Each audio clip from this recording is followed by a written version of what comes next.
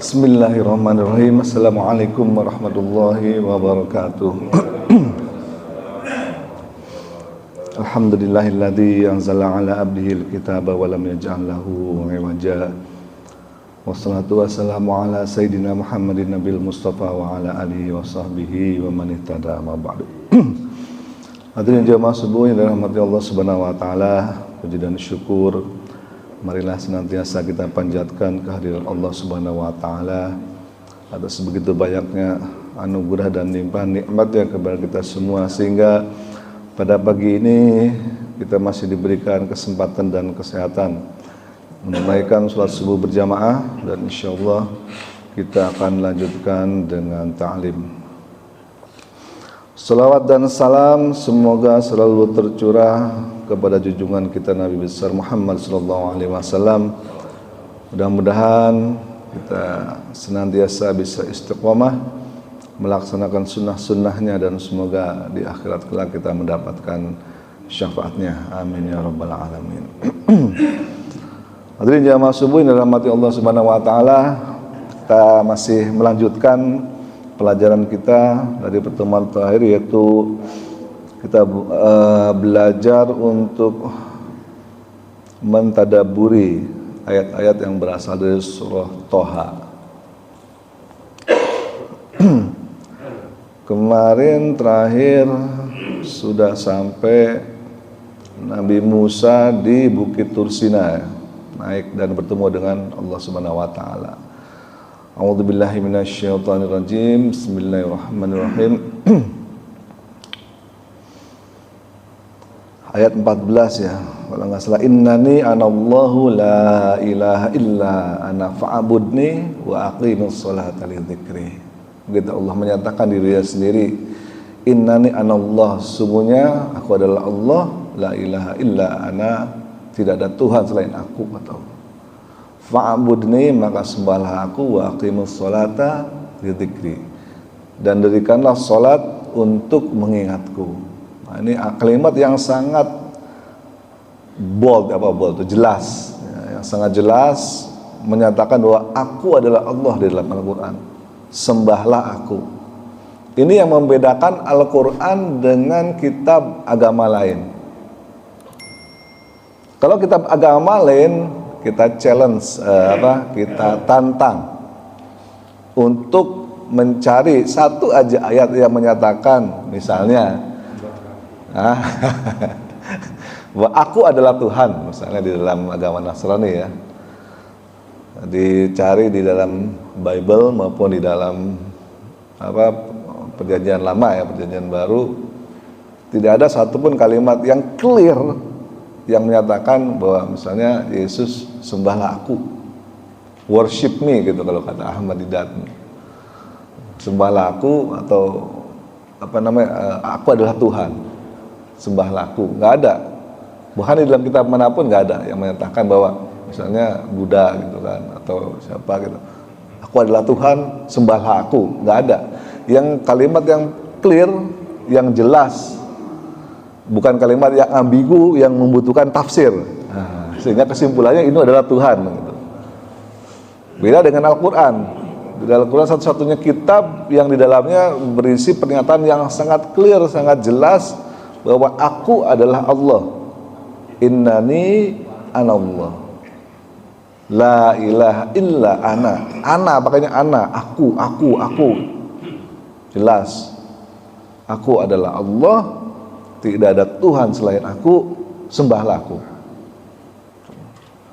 Kira-kira Pak Heri kalau ada orang yang innani anallah gitu, gimana tuh? Gemeter nggak? Ya kan, bisa kebayang nggak malam-malam Nabi Musa naik ke Bukit Tursina kalau melihat api. Begitu melihat api, nggak taunya pohon yang kebakar, tiba-tiba ada yang ngomong kayak gitu, aku adalah Allah, tidak ada Tuhan selain aku. Di situ kaget dia kan, gemeter, lututnya gemeter, keringat dingin. Gimana enggak, bayangin berhadapan langsung dengan Tuhan. Mimpi apa ya coba kan gitu. Berhadapan langsung dengan Tuhan, gemeter, tentu saja dia gemeter. Kemudian Ya, tapi karena memang yang ngomong itu beneran Tuhan, ya dia langsung percaya, nggak ada keraguan sedikit pun, nggak ada "Wah, bener lu Tuhan" gitu kan. Mungkin kalau kita yang ini bener nggak ente Tuhan, nggak ada pertanyaan itu sama sekali, keraguan itu, karena ya memang yang ngomong betul-betul Allah Subhanahu Wa Taala. Begitu berbicara, berkalam, ya Musa langsung masuk ke dalam hati, ya benar, ya udah langsung nurut, walaupun grogi, langsung apa? Takut, awal takut, tapi habis itu langsung manut gitu loh. Takut pasti itu, karena ngelihat pohon nyala aja dia udah apa ini gitu, udah takjub dan takut. Apalagi suruh copot sendal ya. Di ayat sebelumnya kan copot sendalmu, nggak boleh itu pakai sendal masuk sini gitu. Oke, kita lanjut. Nah ini ada dua ayat selingan, sebenarnya dua ayat selingan ya. Jadi kadang-kadang Al-Quran tuh memang ritmenya seperti itu. Kadang-kadang berbicara apa, loncat kemana dulu, nanti balik lagi ke situ. Supaya apa? Supaya yang baca itu senantiasa teringatkan dengan hal-hal yang penting, yaitu tentang hari kiamat. Nah, di ayat 15 dan 16 ini dua ayat yang memang menjelaskan tentang hari kiamat. Jadi kita loncat sebentar. Inna sa'ati atiyatun akadu ukhfiha litujza kullu nafsin bima tas'a. Sungguh hari kiamat itu akan datang. Aku merahasiakan waktunya agar setiap orang dibalas sesuai dengan apa yang telah dia usahakan. Ini pelajaran bagi kita bahwa tidak ada yang tahu kapan itu kiamat. Bahkan Rasulullah SAW pun sendiri tidak tahu kapan itu kiamat. Masih ingat ceritanya Nabi didatangin malaikat Jibril.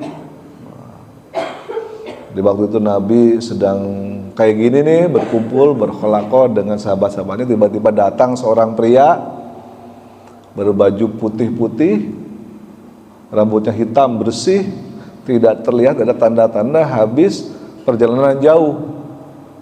Tapi orang itu nggak dikenal, para sahabat nggak kenal nih siapa ini orang. Datang tiba-tiba masuk dan duduk di hadapan Nabi, lutut ketemu lutut. Berhadapan langsung, lutut ketemu lutut.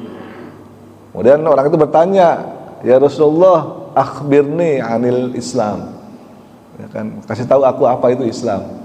Lalu Rasulullah menjelaskan, Islam itu adalah apa? Syahadat, sholat dan seterusnya. Pertanyaan kedua adalah akhbirni anil iman. Jelaskan kepada aku apa itu iman. Lalu dijawabkan iman kepada Allah, kepada malaikat, kepada kitab dan seterusnya. Nah, pertanyaan ketiga adalah akhbirni anis sa'ah. Nah, ini. Kabarkan kepada aku atau kasih tahu aku kapan hari kiamat. Nabi menjawab, yang ditanya nggak lebih tahu dengan yang nanya.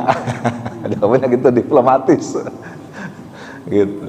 Oh iya. Ya, itu ya gitu. Terus setelah orang itu pergi, Nabi nanya para sahabatku, tahu nggak itu orang siapa? Hanya Allah dan Rasulnya yang tahu. Itu malaikat Jibril itu. Kaget. Sahabat. Ternyata malaikat datang gitu kan. Berkunjung dalam rupa manusia. Makanya dari tadi Umar tuh udah curiga nih, jangan-jangan bukan orang nih gitu. Soalnya apa? Kalau orang datang dari jauh, pasti kan badannya berdebu. Namanya lewat gurun, naik kuda misalnya kan, badan kan berdebu paling enggak. Kalau orang dekat, kok nggak ada yang kenal gitu. Begitu. Makanya jangan-jangan nggak benar, Umar udah menduga ya benar ternyata. Jadi bahkan Nabi SAW sendiri pun tidak tahu kapan kiamat itu akan datang. Waktunya dirahasiakan oleh Allah Subhanahu Wa Taala. Ya walaupun secara saintifik, balik lagi saintifik lagi, ntar gue tanya lagi. Secara saintifik bisa diperhitungkan kapan bumi itu musnah, bukan kiamat itu ada ya. Bumi itu musnah itu kapan? Kenapa? Karena matahari bahan bakarnya habis. Jadi matahari itu sekarang setiap detik membakar hidrogen dengan namanya reaksi fusi. Tuh di bumi ini, di dunia ini ada negara-negara sekarang lagi berlomba-lomba membuat namanya reaksi fusi, tomahawk namanya. Fusi itu bentuknya donat gitu. Itu memanaskan gas hidrogen sampai dengan suhu 1 juta 2 juta derajat Celcius. Nah, sehingga dia akan menyatu tuh, pas kan suhu yang tinggi hidrogen dengan hidrogen menyatu, jadilah helium.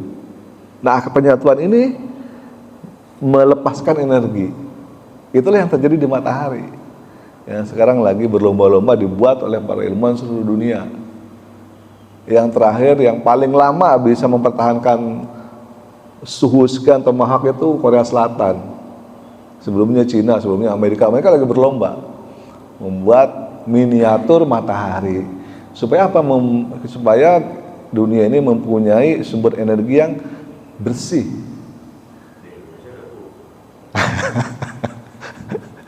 Gitu. Karena sumber energi nuklir yang sekarang itu nggak bersih, punya limbah nuklir, bikin pusing. Nah, bedanya gitu, kalau nuklir bedanya adalah dia memecah dari yang berat jadi ringan. Misalnya dari uranium atau plutonium kan, ditembak oleh pakai neutron, kemudian dia terbelah, belahannya itulah menghasilkan energi lebih. Makanya namanya bom atom itu seperti itu, tembakin inti atom dan pecah, jadi reaksi berantai. Dan itu menghasilkan ekses dari, memang energinya besar yang bisa dipakai, tapi juga banyak sampahnya, radioaktifnya yang sulit untuk diolah, sulit untuk ini. Makanya itu sampah radioaktif yang bekas-bekas reaktor nuklir itu dibuangnya ke luar angkasa. Jadi kalau pas ada pesawat ulang-alik ke ruang angkasa mau bawa orang, dinitip buang sampah. Ya kan, kalau kita nitip dong buangin sampah. Nah, ini sampah nuklir, karena bingung mau diapain. Didiemin aja, habisnya lama, sekian ribu tahun baru habis peluruhannya itu. Nah, dengan adanya reaksi fusi tadi kayak di matahari itu bersih, nggak ada ekses radioaktif, limbah dan sebagainya, bersih. Nah, luar biasa kan ya, yang Allah ciptakan. Manusia tinggal niru doang, udah ada tuh Allah ciptakan. Manusia bisa bikin bom nuklir, tapi susah bikin kayak matahari itu. Bisanya dibelah, nyatuin itu yang susah, nyatuin hidrogen dengan hidrogen jadi helium, dapat energi. Itu susah, energi bersih. Inna sa'ata atiyatun akadu fiha litujza kullu nafsin bima tas'a. Jadi nggak ada yang tahu kapan kiamat itu akan datang, sehingga setiap dari kita adalah ya, kita harus yakin kapan itu kiamat, jangan sampai ada keraguan. Karena ada orang meragukan, matahari habisnya masih lama gitu kan. Masih berapa lama matahari habisnya? Perkiraan 5 miliar tahun. Jadi setelah 5 miliar tahun matahari akan mengembang, yang tadinya ukurannya segini nih jadi mengembang. Dan pengembangannya ini sampai memakan yang paling dekat itu apa planetnya? Merkurius dan Venus. Itu Venus kemakan. Jadi akan mengembang gitu matahari. Dan warnanya jadi berubah dari putih jadi merah. Karena mengembang itu, mengembang, dia makan Merkurius, makan Venus, bumi nggak kemakan. Tapi makan matahari makin dekat kan gitu. Jadi kalau ada cerita matahari dekat sejengkal, itu secara ilmiah bisa terbukti, bisa dihitung. Bukan ngarang, matahari deket jengkal kayak gitu. Kalau waktu kecil kita kan gitu ya. Karena memang matahari begitu dia kehabisan sumber energinya, dia terus mengembang. Benar-benar dekat, mungkin matahari dari bumi ya kelihatan dekat banget. Panas sampai minta ampun. Mungkin mudah-mudahan kita nggak mengalami masa itu, kita masih lama.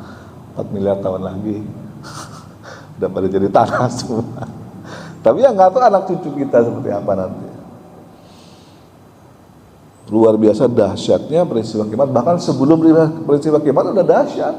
Kebayang nggak kita ngeliat matahari yang gede, sekarang kan terbit, terbenam segitu ukurannya ya. Tiba-tiba jadi gede banget dan kelihatan dekat dan panas saya minta ampun. Gimana kira-kira tuh? Itu secara ilmiah bisa dihitung. Makanya kiamat itu sangat ilmiah.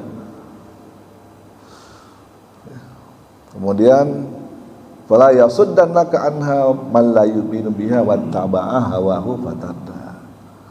Maka janganlah kamu terpalingkan dari peristiwa kiamat, siap-siaplah untuk selalu menghadapinya, baik itu kiamat besar maupun kiamat kecil. Kiamat kecil itu apa? Meninggal. Kematian itu kiamat juga. Sebenarnya pada takut mati nggak sih? Jangan takut mati. Kenapa jangan takut mati? Karena semua orang pasti akan mati. Takut mati tetap, nggak takut mati juga gitu kan. Susah. Jadi udah nggak usah takut mati, pasti akan mati. Yang takut itu adalah mati amal belum cukup. Nah, itu yang takut. Mati dosa belum diampuni, itu yang takut. Kalau mati udah pasti mati, siapa juga pasti mati. Nenek-nenek mati, kakek-kakek mati kan gitu. Bayi mati, anak-anak mati, semua. Nggak usah takut mati ya. Karena kata Sayyidina Ali karramallahu wajhah, hidup ini kayak mimpi, kata Ali. Kita akan bangun nanti setelah kita mati. Coba sekarang kita mimpi ya. Mimpi makan steak. Mimpi loh, mimpi. Begitu bangun, sialan cuma mimpi doang. Jadi pengen nih, kan begitu. Ya kan? Coba nanti di akhirat ya. Kita itu sekarang lagi mimpi nih, mimpi punya rumah, mimpi punya mobil, mimpi punya duit, mimpi semua.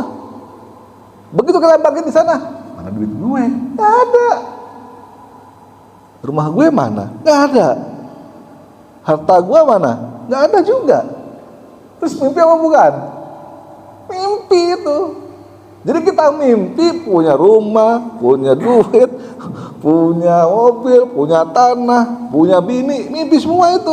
Punya anak, mimpi. Begitu bangun di sana, nggak ada semua. Yang ada sisanya apa? Amal soleh. Itu yang real. Yang lain itu mimpi, sama kayak kita mimpi makan steak tadi. Nggak ada. Mimpi doang. Begitu bangun ya begitu. Mimpi doang, gue mimpi punya rumah, punya ini, punya itu, mimpi semuanya. Emang di bawah kan enggak. Tuh, jadi kan sebenarnya Eli begitu. Jangan sampai kita bangun dari tidur, ternyata apa hal-hal yang tadi itu cuma mimpi doang. Itu sisa amal soleh. Maka senantiasa bersiap-siap untuk menghadapi kiamat kecil minimalnya, apalagi kiamat besar. Nah, kita kembali lagi.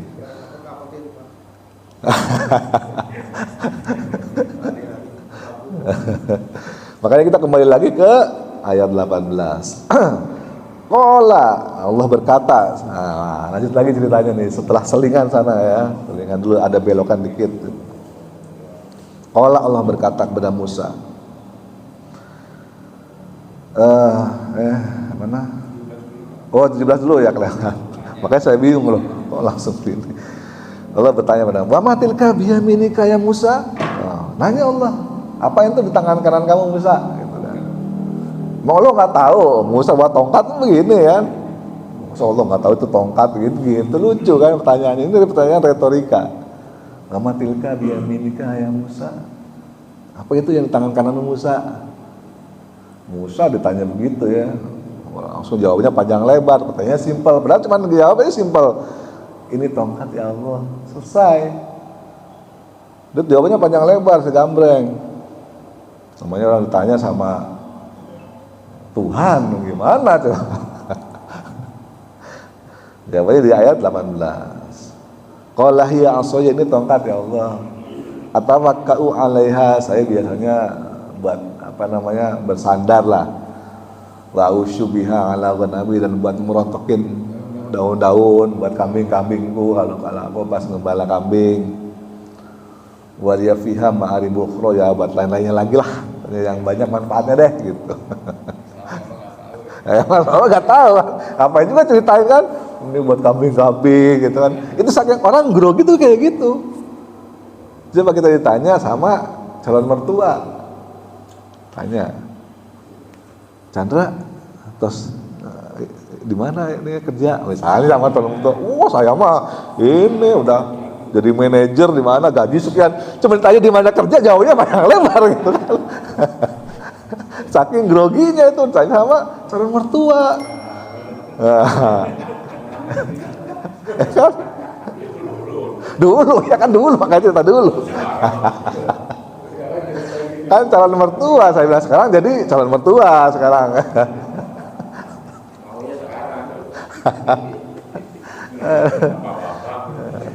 Itu saking grogi ditanya, kita ditanya sama calon mertua aja grogi kayak gitu ya kan. Ditanya apa jawabnya kemana panjang lebar gitu kan. Supaya apa? Supaya nggak kehilangan momen kan gitu. Jangan sampai calon mertua nanya, wah kita nggak bisa jawab nih. Misalnya kan malu-maluin kan gitu. Jangan sampai dianggap nggak bisa nanti.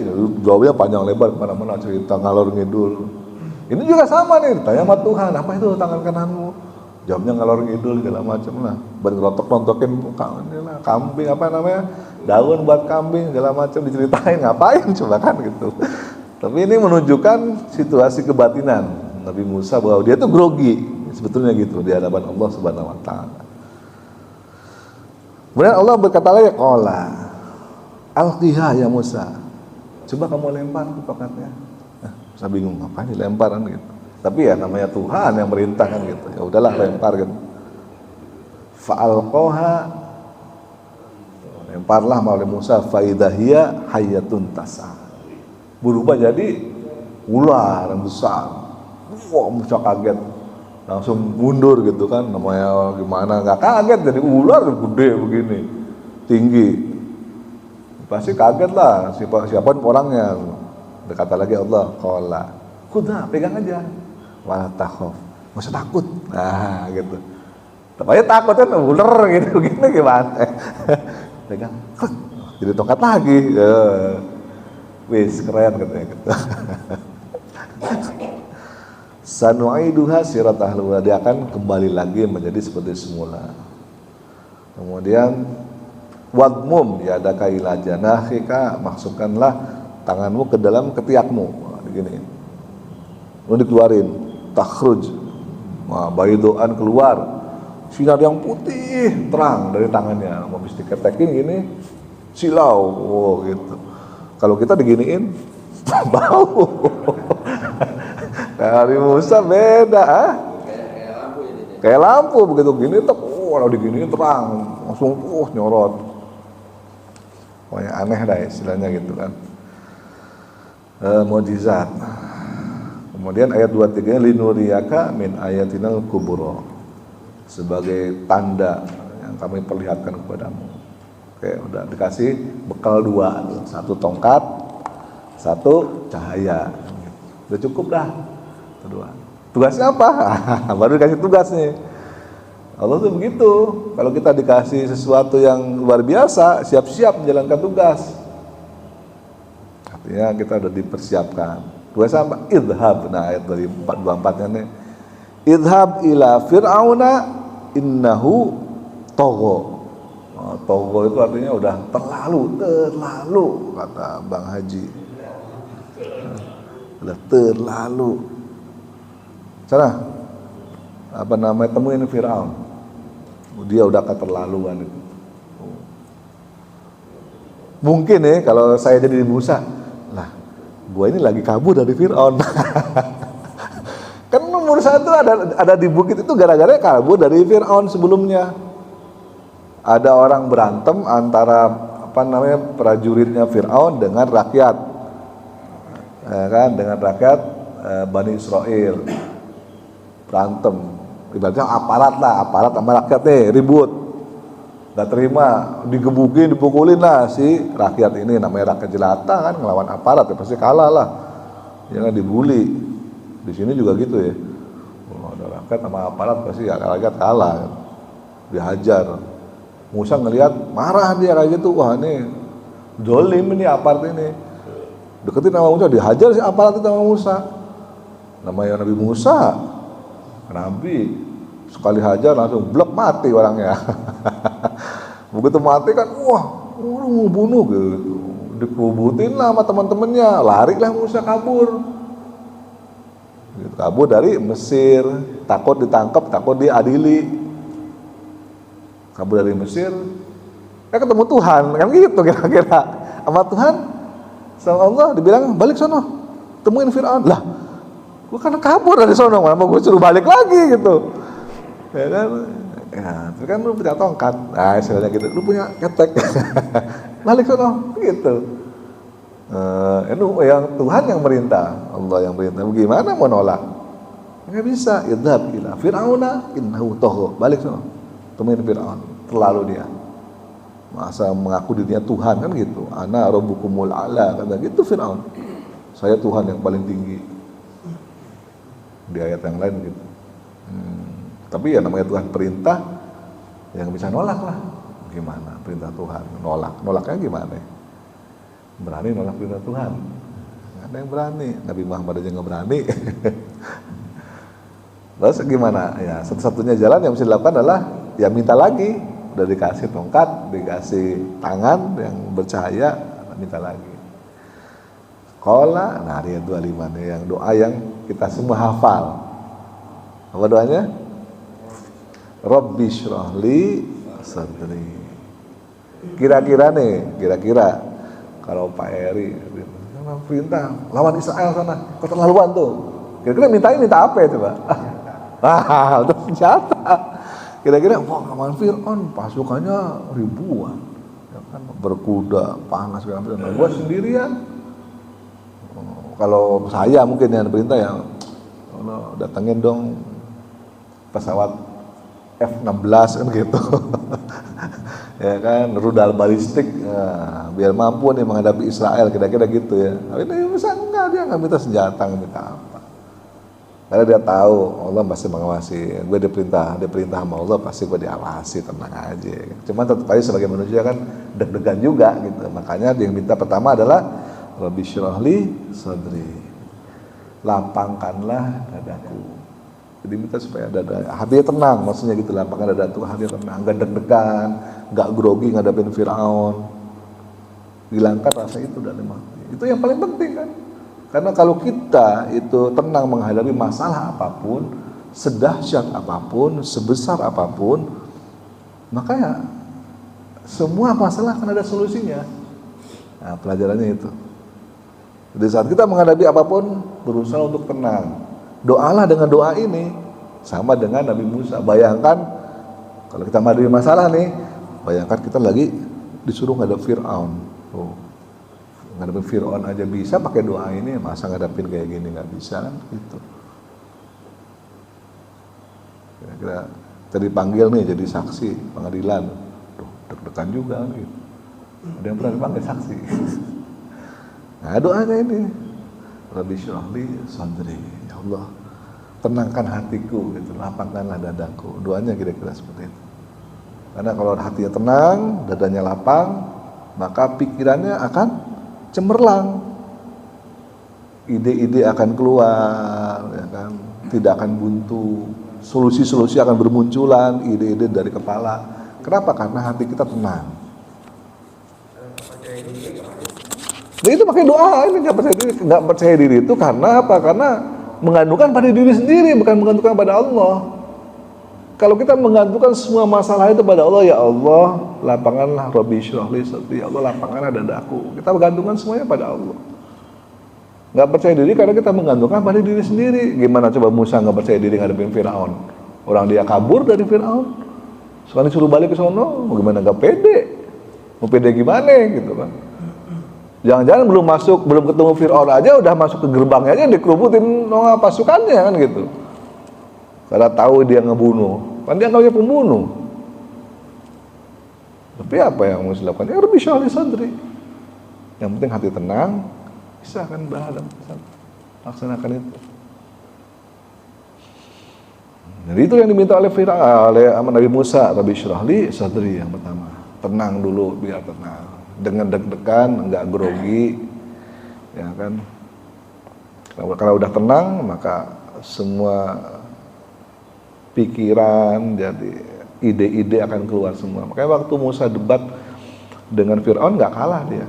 Nanti ada ceritanya di ayat yang lain sih. Terus datang di istananya Fir'aun itu, terus kemudian terjadilah dialog, perdebatan mengenai Tuhan. Kemudian ayat selanjutnya 26-nya wa yassirli amri. Nah, setelah hatinya tenang, maka mudahkanlah segala urusanku. Jadi menghadapi apa juga kalau dimudahkan oleh Allah pasti akan mudah kan gitu. Mudahkan segala urusanku. Masalah sepelik apapun, sebesar apapun, sedahsyat Fir'aun pun istilahnya kalau Allah memudahkan ya mudah nantinya. Nggak ada yang sulit kok. Ngadepin Fir'aun apa susahnya, nggak ada yang sulit. Ya kan? Kalau Allah mudahkan, nah itu kuncinya kan di situ. Tapi kalau Allah tidak memudahkan, ya enggak, jadi sulit kelihatannya. Kenapa Allah tidak memudahkan? Karena kita merasa diri kita sendiri yang mampu. Tidak meminta pertolongan kepada Allah, tidak meminta kemudahan untuk menyelesaikan perkara itu kepada Allah Subhanahu wa taala. Kita merasa diri kita mampu, diri kita bisa. Padahal kita tidak punya kemampuan apapun. Kita harus bergantung sepenuhnya kepada pertolongan Allah Subhanahu wa taala. Kalau kita merasa di backup oleh Allah, maka semua perkara akan menjadi mudah dan ada solusinya. Karena Allah juga janji di ayat yang lainnya juga kita hafal ya. Inna ma'al yusri yusra. Ini sama kalimatnya. Wa yassir ya, yusra tuh. Inna ma'al yusri yusra. Sesungguhnya beserta setiap kesulitan adalah yusra, kemudahan. Maka di sini wa yassir, mudahkanlah li bagiku amri urusanku. Wa yassir, mudahkanlah. Makanya kalau ada orang namanya Yasir, nah orangnya berarti gampang tuh. Enak gitu, asik orangnya. Namanya Yasir. Wa yassirli, dan mudahkanlah amri urusanku. Minta dimudahkan segala urusannya. Kemudian doanya apa lagi? Wahlul 'uqdatam min lisani yafqahu qawli. Jadi Nabi Musa itu ngomongnya cadel. Nah, itu balik lagi, nggak pede dia. Ya Allah, saya ngomongnya cadel. Kenapa cadel? Waktu kecil dulu dites sama Fir'aun. Nah, kita tahu tuh ceritanya ya. Waktu Nabi Musa ditemuin di di tempat pemandian permaisuri itu kan dihanyutkan ya di Sungai Nil, kemudian nyangkut di tempat pemandian permaisuri. Diambillah sama permaisuri. Maksudnya senang sama dia, sama Musa. Mau dibunuh Fir'aun nggak boleh, jangan, aku menyenangi ini. Nah, namanya sehebat punya Fir'aun, kalah sama bini, tetap aja ya. Di mana-mana begitu. Fir'aun aja kalah sama bini, gitu. Apalagi Pak Ade. Jadi kalau udah ngadepin bini udah nyerah aja. Lu bukan Fir'aun juga bukan, raja bukan, ngelawan bini susah bisa.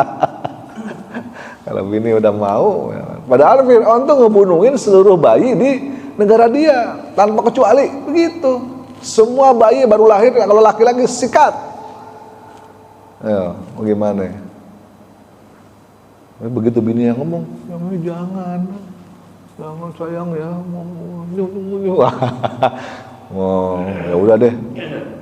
Tapi gua tes, gitu. Udah, oke, nggak mau, tapi gua tes, gua pengen tahu, nih anak bakal ngancurin gue nggak? Tesnya gimana? Nggak tanggung-tanggung, tesnya sadis juga. Kasih pedang, roti sama bara ya, kasih roti sama kasih bara. Sadis juga nih, bayangin bayi, coba ditesnya kayak begitu, roti sama bara. Masih anak kecil ya, beberapa. Ini namanya anak kecil, tapi namanya anak kecil kan tahu ya, udah agak gede sih, udah ini. Dia tahu ya. Dia maunya roti. Tapi karena calon nabi, sama malaikat Jibril dicuk deh. Saya malaikat Jibril tuh gitu. Gesernya ke bara, dimakan bara api, bayangin, wah kerojotan lah. Makanya ngomongnya cadel sampai gede. Karena apa? Lidahnya luka. Dari kecil udah makan bara. Itu sebab, tapi karena hal itu Fir'aun yakin, oh ini nggak akan membahayakan saya gitu kan. Nah, dia makan bara. Kalau dia makan roti langsung dibunuh untuk sama Fir'aun.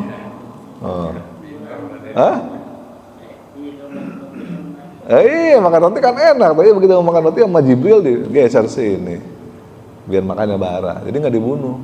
Nah, karena dia cadel, dia doa ini ayat 27 ini, wahlul uqdatam min lisani yafqahu qawli. Ya Allah, hilangkanlah keluh di dalam lidah. Karena dia sulit ngomong, dia susah kalau ngomong, agak nggak jelas kalau ngomong tuh gitu loh. Karena lidahnya terluka, makanya dia nggak pede.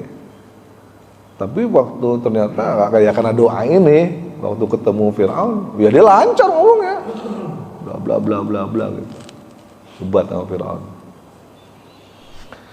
Yafqahu qawli. Nah, terus doa yang terakhir, doanya dia juga berdoa, dia merasa nggak pede lagi, yang tadi nggak pede.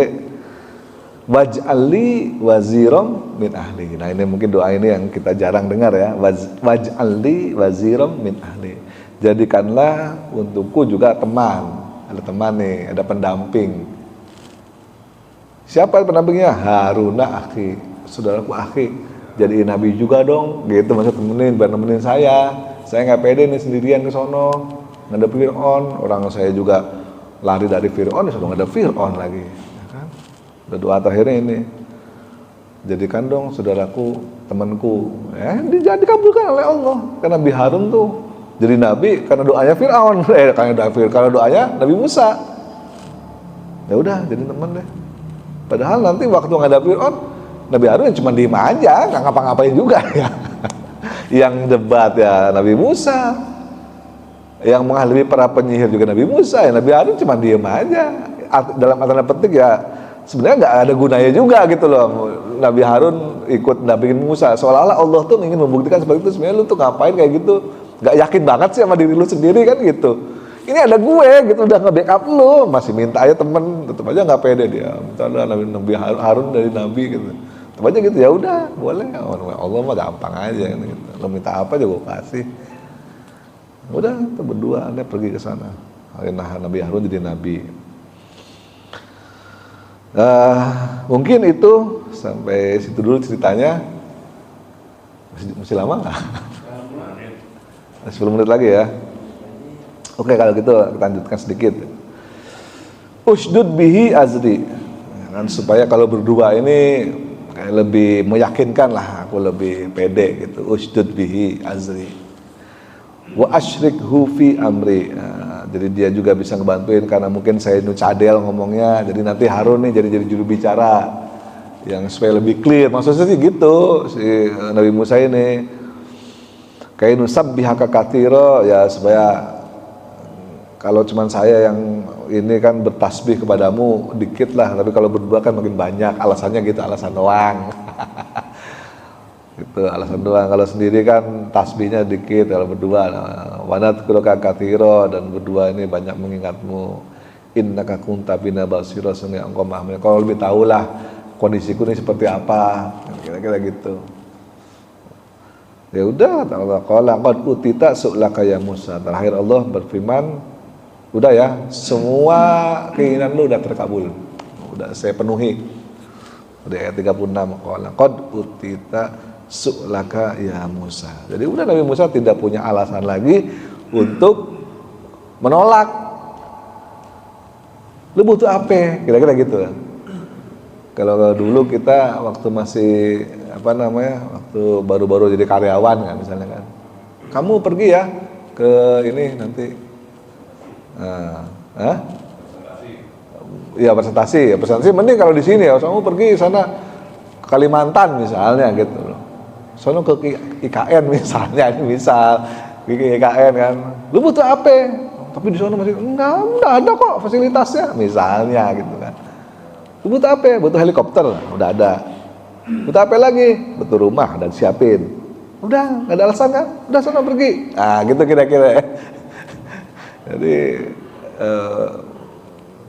Musa banyak alasan gitu, minta ini, minta gitu, tapi semua dikasih sama Allah. Ya udah sana, udah semua kan, beres kan? Sudah nggak ada yang kurang lagi. Musa nggak ada, ya udah sana pergi. Nah, sebelum ke Fir'aun, tentu dia nemuin Harun dulu, saudaranya kan, nemuin ke rumahnya dulu balik. Harun, kamu udah jadi nabi ya? Iya, tadi ada malaikat Jibril datang. kira-kira gitu. Jadi tahu dia, oh ya benar udah jadi nabi. Dicek dulu sama Musa. Baru habis itu berdua datang, diperintah Allah kan, ada Fir'aun, iya. Nah, udah berdua datang tuh, hadap ke Fir'aun. Tuh. Ya, udah, ada pertanyaan? Pak Zul, silakan. Assalamualaikum warahmatullahi wabarakatuh. Waalaikumsalam warahmatullahi wabarakatuh. Allah itu kan maha tahu ya, tapi kalau telah di ayat ke-17 sampai ke ayat ke-23 itu Allah itu sepertinya ingin memberitahukan ke Musa gitu ya. Mungkin dia di awal ayat ke-17 dia nanya, itu apa yang di tanganmu gitu kan? Padahal Allah udah tahu ya. Musa ini tongkat, untuk apa? Untuk aku bertumpu pada ini gitu kan? Kalau untuk apa? Daun-daunan tadi gitu kan? Nah, coba melemparkan lah kan gitu kan? Nah, jadi sehingga Allah memberi pelajaran itu yang kamu itu punya ini gitu kan? Mujizatannya gitu kan? Sehingga padahal itu kan sebelum terjadinya ini ya, yang Musa berhadapan dengan para pesihir itu kan belum ya. Sehingga Allah beritahu kamu punya fungsi seperti ini gitu kan Ya. padahal Allah memang tahu, tapi dia seperti itu cara dia menyampaikan memberitahunya kepada Musa. Nah kemudian yang pada surat Al-Qasas ayat ke-15 itu kan setelah Musa tadi melarikan diri dari Mesir gitu kan, pertama dari kota Memphis kalau nama kota itu kan. Nah dia menemukan yang dua orang terkait tadi, sehingga salah satunya di apa yang musuhnya ditinju sama Musa langsung meninggal. Yeah. Tapi setelah itu Musa berkata ini.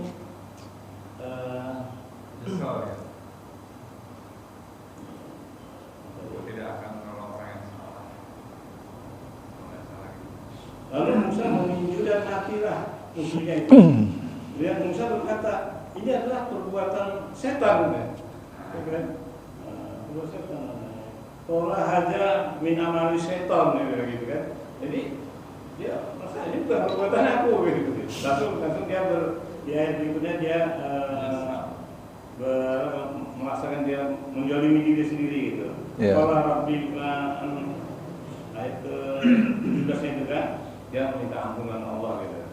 Nah itu tadi apa hubungannya antara Toha dengan Al-Qasas. Mungkin bisa ini. Baik. Terima kasih. Assalamualaikum warahmatullahi wabarakatuh. Waalaikumsalam warahmatullahi wabarakatuh. Jadi itu sebabnya satu-satunya nabi yang bisa memberi syafaat itu adalah Rasulullah SAW. Karena satu-satunya nabi yang nggak pernah berbuat salah. Jadi waktu ada hadisnya tuh, hadisnya panjang, hadis tentang kiamat. Waktu itu umat manusia mencari penolong. Siapa yang bisa nolongin gue nih di padang mahsyar itu?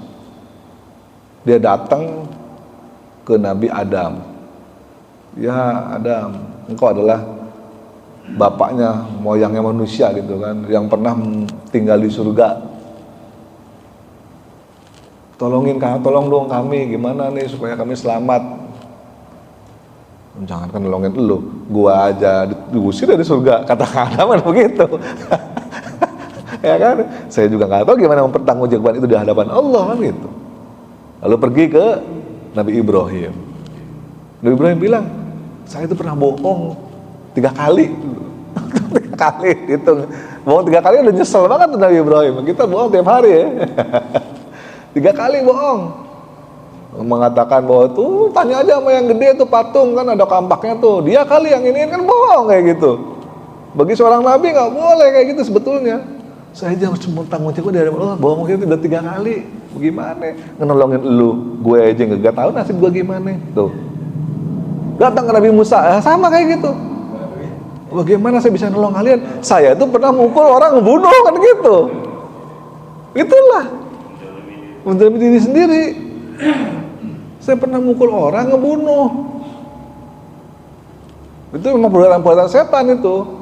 Harusnya nggak boleh dipukul lah, namanya Nabi masa main pukul aja kayak preman kan gitu. Nabi kan nasihatin harusnya gitu loh. Ini main pukul aja, ada mungkin emosi. Musa kan orangnya emosian, namanya orang ya Israel atau sendiri. Sampai sekarang kan begitu sifatnya. Ya, Nabi Musa keturunan Israel juga, ya begitu sifatnya kan. Bedanya ini mah dapat wahyu, dapat bimbingan Allah. Kalau enggak ya begitu tuh kayak sekarang kelakuannya. Main pukul aja, main bom aja gitu kan. Nggak peduli dia gimana.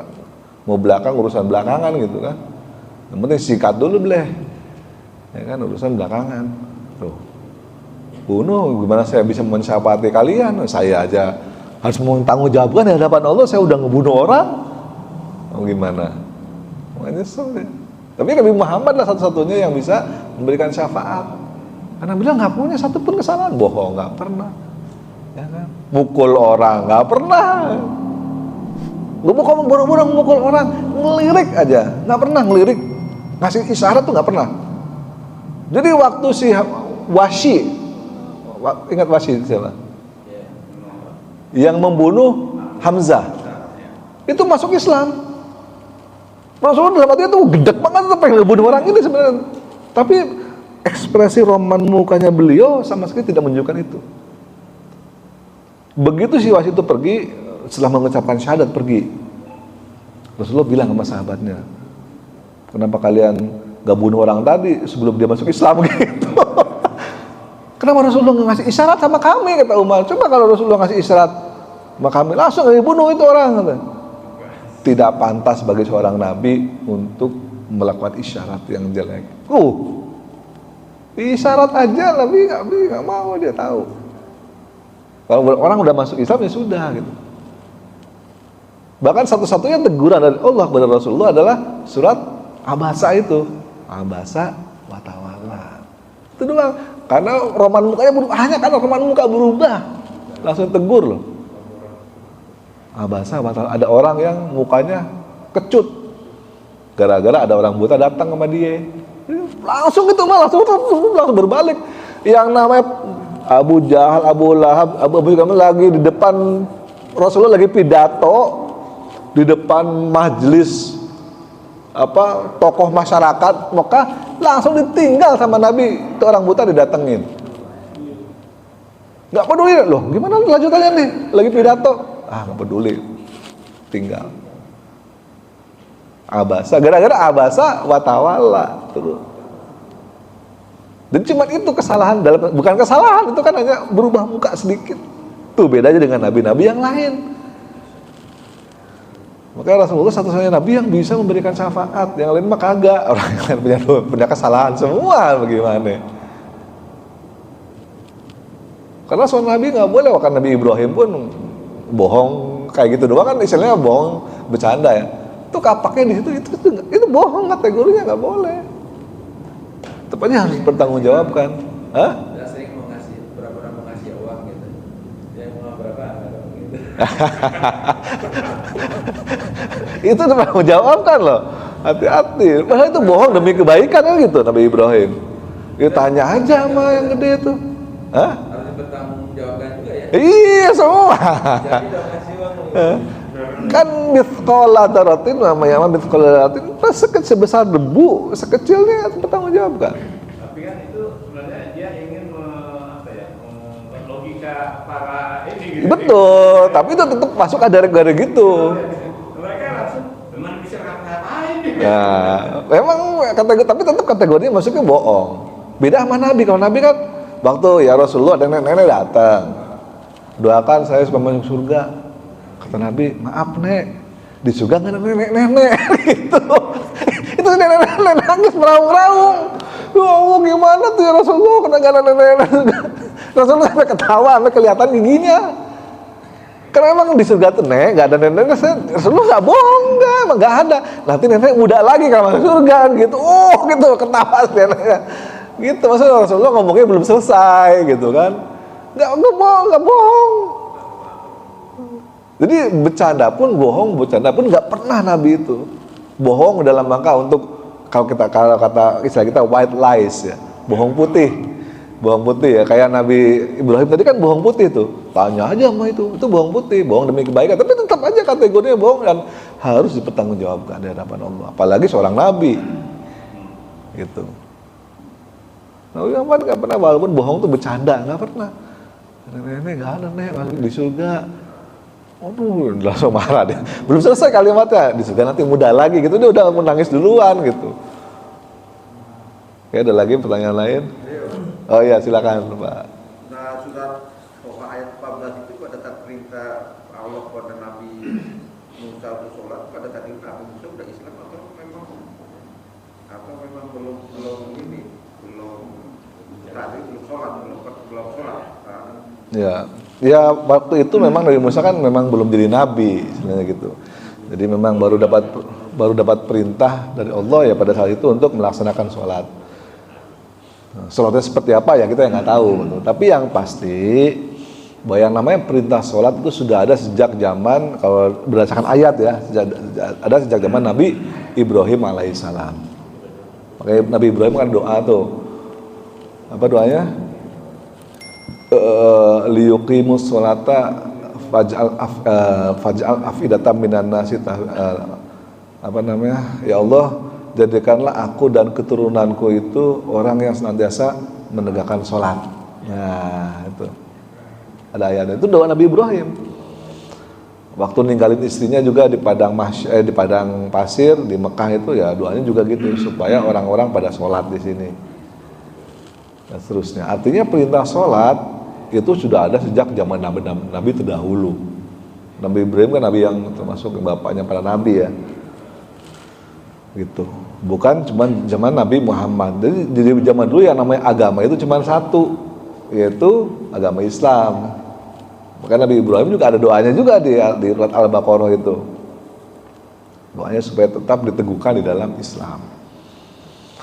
Jadi dari zaman dulu para Nabi sampai dengan Nabi Muhammad itu agama cuma satu, yaitu agama Islam, dan ibadah utama ya semuanya sama, namanya sholat. Cuma tinggal praktek sholatnya seperti apa, nah itu yang mungkin berbeda-beda. Gitu. Ada lagi pertanyaan? Ya, Pak Bambang silakan dulu.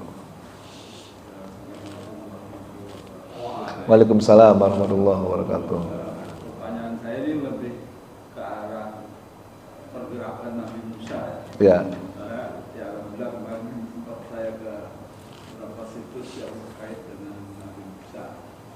Itu beliau lahir sebenarnya di mana? Di Mesir atau di mana, Pak? Kalau melihat sejarah sih harusnya di Mesir ya. Di Mesir ya. Kan mau dibunuh sama Fir'aun, terus dihanyutkan ke Sungai Nil, itu kan karena mau dibunuh. Berarti kan di Mesir akhirnya. Di Sungai Nil lah. Iya betul. Terus kalau yang kalau nggak salah ada mukjizatnya yang membelah laut ya. Ya. Itu Nabi Musa juga. Nggak bisa juga, itu Laut Merah. Laut Merah. Ya. Berarti pergerakan beliau Ke arah Palestina. arah Palestina. Iya, dari Mesir ke Palestina itu. Di Mesir itu karena di belahan antara Mesir, katakanlah di Mesir Selatan ke sana itu ada kalau sekarang disebut Saint Catherine atau situs sejarah Ya. yang disebut tadi Bukit Tursina. Hmm. Nah, itu kan dari kawasan Bukit Sinai. Gunung Sinai betul. Sementara berarti dari situ terus itu masih bagian dari Mesir. Iya. Tapi makam beliau ada di yaitu Palestina. Palestina betul. 10 km dari Iya. Yerusalem. Berarti pergerakan beliau itu setelah itu ya menyebarkan agama kita lah. Betul. Sampai ke Palestina berarti ya. Ya, karena Nabi Musa kan diperintahkan untuk membawa Bani Israel keluar dari Mesir. Ya kan, waktu itu dia minta izin sama Fir'aun untuk membawa Bani Israel karena diperbudak sama Fir'aun. Kata Nabi Musa, Fir'aun, lu kalau nggak mengizinkan, kamu kena adab nanti dari Allah. Ada kan dikena adab juga kan, adabnya satu, semua air jadi merah kayak darah. Itu semua air tuh, baik air sungai, air kolam, air merah semua kayak darah. Terus yang kedua datang belalang yang menyerbu, datang lagi nyamuk apa-apa gitu kan, yang menyerbu macam-macam. Akhirnya Fir'aun menyerah tuh. Ya udah sana bawa aja pergi dah, daripada gua kena mulu gitu. nggak percaya sih lo, ya? Nggak percaya. Kalau lu nggak percaya gitu. Akhirnya dibawalah Bani Israel itu Nabi Musa keluar dari Mesir. Rombongan itu bawa menuju ke tanah yang dijanjikan. Nah, yang sekarang jadi sengketa itu sampai sekarang. Nah, Palestina. Tanah yang dijanjikan itu adalah Palestina, menuju Palestina. Nah, waktu belum nyampe Palestina sampai dengan Laut Merah itu di bibir batas Laut Merah, tiba-tiba Fir'aun, wah, dia tersadar kalau Bani Israel pergi semua itu jadi budak gue siapa gitu yang bantuin di sini. Dikejarlah sama Fir'aun, disuruh balik lagi ke kerajaannya, dikejar. Nah, sampai terjadilah peristiwa pembelahan Laut Merah itu, sampai dengan tenggelamnya dia di situ. Jadi makanya Nabi Musa ya dari Mesir memang menuju Palestina, ada laut terbelah, nyebranglah sampai ke Palestina. Nah, tapi sebelum ke Palestina ya ke yang ketemu Nabi Syuaib, Madian, ke Madian. Ketemu Nabi Syuaib. Setelah dari Mesir itu sudah dari Madian, Pak. Iya. Jadi pertama kan dia dari lari itu dari Memphis itu ke Madian, terus dia balik lagi kan yang tadi. Iya. Itu dia balik ke Bukit Sinai itu dia dapat wahyu. Nah. Dia balik lagi ke Mesir. Nah, dari Mesir itu dia bawa keluar, Pak. Dia bawa keluar ke Promised Land tadi. Iya. Sementara antara Palestina sama yang Mesir, keluar Mesir itu ada itu Laut Merah. Laut Merah. Nah, setelah Pembatas. dia nyebrang, itu ada satu tempat yang dia berkumpul di situ sebelum masuk ke Palestina. Ya betul, 40 tahun kan ceritanya. 10 tahun di situ. Jadi satu daerah itu yang waktu itu Palestina udah ada rajanya gitu. Yang dia suruh masuk ke dalam, nah terus nggak berani kan, ada yang mau, ada yang enggak. Nah, Ya. itu. Jadi kalau perjalanannya tadi ujungnya memang di Palestina. Palestina, betul. Ujungnya Palestina. Oleh 10 perintah Tuhan dan Tuhan Itu pas lagi di Sinai itu pulang dari Madian itu kan. Perang berdua doang Dia terima wahyu yang dia melihat itu Bukan, itu setelah nyebrang laut. Setelah nyebrang yang 40 tahun itu. Ya, dapatlah Ten Commandment. kan dia waktu mau masukin ada rajanya itu kan kamu aja perang berdua Iya, saya nunggu di luar. Nah, itu.